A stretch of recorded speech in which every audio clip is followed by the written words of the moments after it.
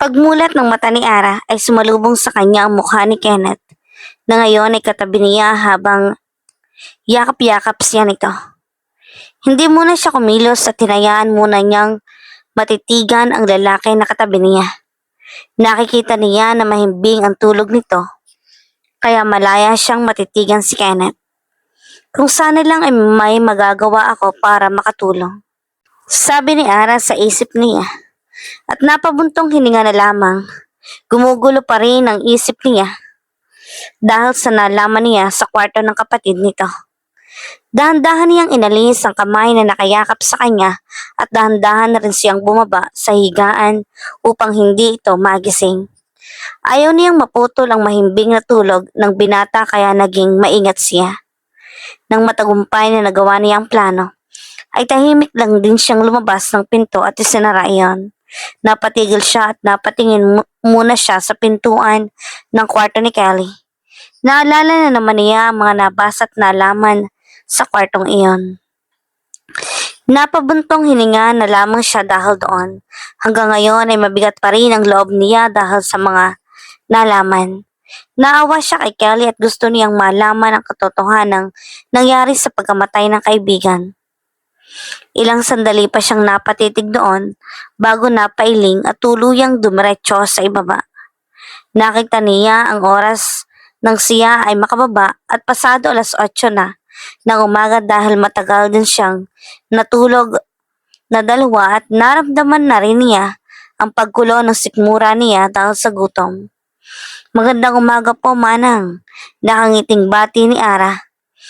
Sa naabutan niyang tao sa kusina na ikinalingon sa kanya ng isang matandang ginang na siyang nagbabantay doon kapag wala ang mga Divyoks. Ara iha, andito ka pala. Umuwi kayo? Gulat na sabi nito sa kanya. Hindi niya kasi inaasahan na ando doon ngayon ang dalaga at akala nito ay kasama ang buong pamilya dahil bibihira lamang umuwi ang mga Divyoks sa kanilang bahay. Kami lang pong dalawa ni Kenneth ang andito. Kaninang madaling araw lang po kami dumating. Tulog pa po kayo kaya di namin kayo inistorbo. Sabi niya dito na ikinatango ng ginang. Hindi na rin siya nag-abalang itanong kung bakit dahil alam niyang personal na rason na ito ng dalawa. O siya sige, pagluluto ko kayo ng umagahan. Tutulungan ko na po kayo, Manang. Balak ko po sanang dalhan na lang si Kenneth ng pagkain sa itaas. Pagod po kasi yon. Tumango naman ang ginang sa kanya at nagsimula na silang dalawa na magluto. Fried rice, sunny side up egg at hotdog ang niluto nila para sa umagahan. At nang matapos ay inlagay nila ito sa tray at dadalhin na niya sa itaas, doon na lamang silang dalawa kakain. Manang, kumain na din po kayo dito ha. Sa itaas po muna kami. Mamaya na lang po kami bababa. Nakangiti niyang sabi sa ginang na ikinatango naman ito. Mga nasa 5 din silang nagbabantay doon sa mansyon. Pagpasok niya sa kwarto nila, dalawa ay tulog pa rin si Kenneth. Kaya nilapag niya muna ito sa table at tumabi sa binata upang gisingin. Habi, wake up! Sabi niya dito at dinampi-dampian niya ng halik sa labi ang binata. Sagot ni Kenneth. Habi, wake up! Breakfast is ready. Sabi pa ulit ni Ara at pinagpatuloy ang paghalik dito hanggang sa nagising si Kenneth at napangiti sa kinagisnan niya. Agad na yumakap si Kenneth sa dalaga at naramdaman niya iyon kaya napangiti na lamang din siya. Kung ganito ang magigisnan ko sa umaga ayoko nang bumangon. Bagong gising na sabi nito at niyakap ng mahigpit si Ara. Ilang minuto silang ganoon dahil pakaramdam ni Ara ay kailangan talaga niya ng yakap na yon hanggang kusang bumitaw si Kenneth sa yakapan nila. Good morning, wife. Nakangiting sabi ni Kenneth sa kanya. Napatitig si Ara sa mukha ni Kenneth. Naalala niya si Kelly kay Kenneth. Iniiwasan niyang malungkot upang hindi ito mahalata ng binata. Good morning to hubby. Come on, I bring our breakfast here. Pagkasabi ni Ara, iyon ay tumayo na ito upang kunin ang pagkain nila. Breakfast in bed, ha? You prepare this? Nakangiting sabi ni Kenneth na ikinatango ni Ara. Yap, katulong ko din si Manang para na rin may pagkain na sila. By the way, it's already 8 kaya kumain na tayo. Sabi niya na mas ikinangiti ni Kenneth. You know, wife, kanina ka pa nga malambing ha?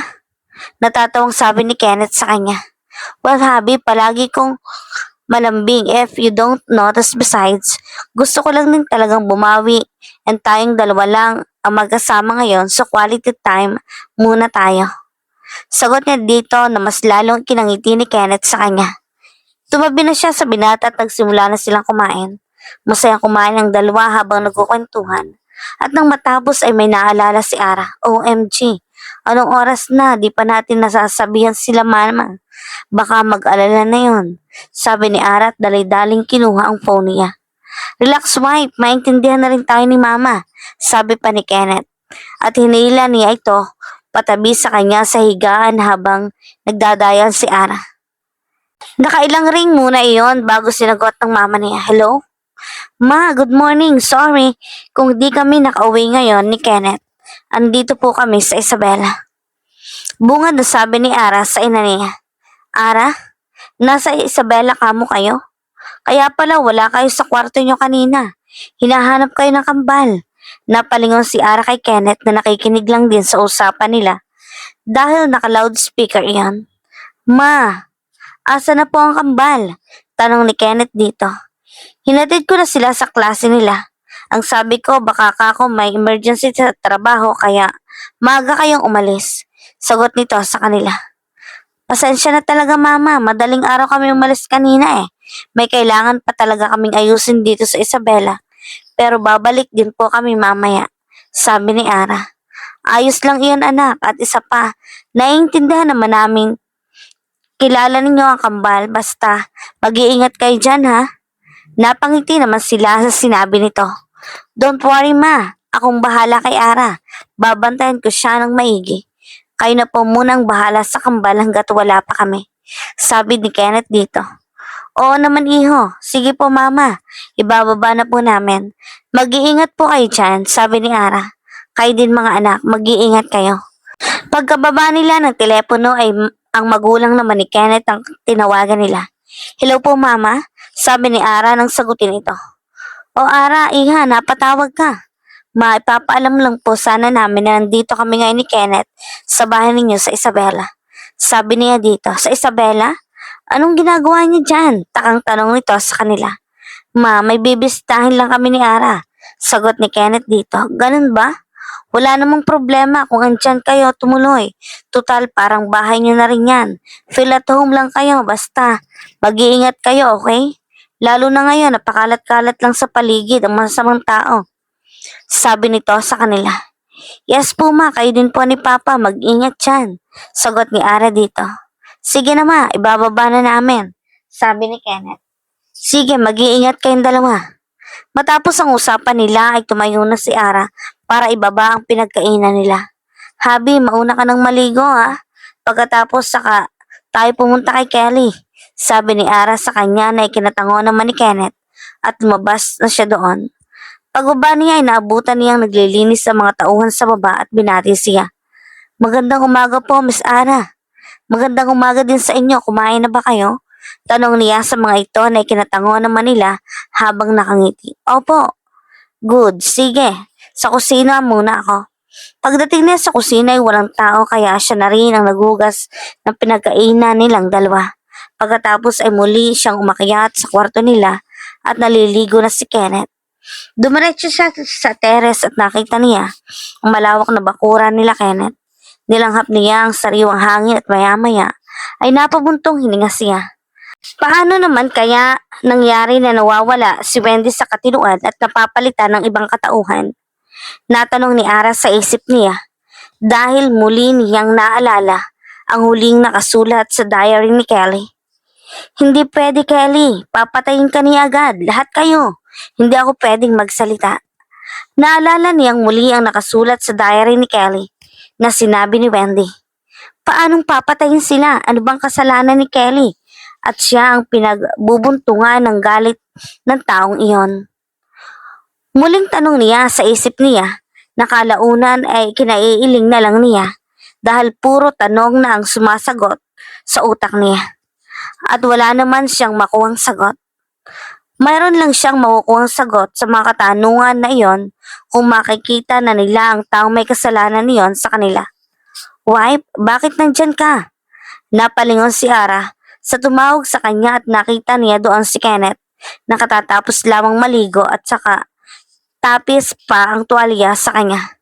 Wala, nagpapahinga lang ako habang inihintay kang matapos maligo. Nakangiting sabi ni Ara dito at pumasok na sa loob. Bakit kasi di ka pa sumabay sa aking maligo? Di sana. Tapos na tayo ngayon. Sabi ni Kenneth na ikinataas ng kilay ni Ara. Anong sabay? Tadyakan kita dyan. At saka, pa kung sasabay tayong maliligo, alam kong magtatagal tayo sa loob. Irap na sabi niya at naglakad na papunta sa banyo na siya namang ikinatawa ni Kenneth. Wife. Akala ko makakalusot eh. Napailing na lang si Ara dahil sa sinabi ni Kenneth at pumasok sa banyo. Pagkatapos niyang maligo ay naabutan niyang nakabihis na si Kenneth at nanunood ng TV doon sa kwarto nila. Malaki kasi iyon at meron pang sofa. Hinayaan na lamang muna niya si Kenneth at nagbihis na siya ng pants at isang blouse. May mga damit kasi silang dalawa ni Kenneth, kaya walang problema sa susuotin nila. Pareho kaya gano'n na rin kalakas ang loob nila na umuwi nang hindi man lang dumaan sa bahay nila Ara. Habit na. Napalingon sa kanya si Kenneth at pinatay na nito ang TV pagkatapos ay lumapit sa kanya at hinalikan nito sa ulo. Your beautiful wife. Napangiti siya sa sinabi ni Kenneth. Thank you, Habi. Let's go. Hinawakan siya ni Kenneth sa bewang at naglakad na sila pababa. Siguradong matutuwa si Kelly kapag ando na tayo mamaya at makikilala ka na rin niya. Nakangiting sabi ni Kenneth sa kanya. Excited na rin akong makilala siya, Habi. Dumaan na rin tayo sa 7-Eleven mamaya. Mag-picnic tayo doon at doon na rin tayo magtanghalian. Sabi ni Ara na ikinatango naman ni Kenneth. Manang, aalis na po kami. Bibisita kami kay Kelly pagkatapos ay uuwi na rin kami sa Manila. Sabi ni Kenneth sa ginang na siyang namumuno sa tagapagbantay doon. Hindi na ba kayo dito kakain mga anak? Tanong nito sa kanila na ikinailing nila pareho. Hindi na po muna manang, doon na po kami kakain sa may puntod ni Kelly, sabi ni Ara. Ganun ba? Sige, intayin niyo ako. Dito at luto na rin naman ang tanghalian na niluto ko. Sabi nito at nagmamadaling umalis kaya nagintay sila ng ilang minuto at pagbalik nito ay meron na itong dalang basket. Etong pagkain ninyo, may kanin na rin dyan. Kumusta niyo ako kay Kelly ha? Sabihin niyo na miss ko na siya. Nakangiting sabi nito na ikinatango naman ni Kenneth. Sasabihin po namin manang, salamat po sa pagkain. Aalis na kami. Niyakap muna nilang dalawang ginang bago sila tuluyang umalis. Ang matanda ang siyang pinakamatagal na nilang kasambahay noon at nag-aalaga din kila Kenneth at Kelly.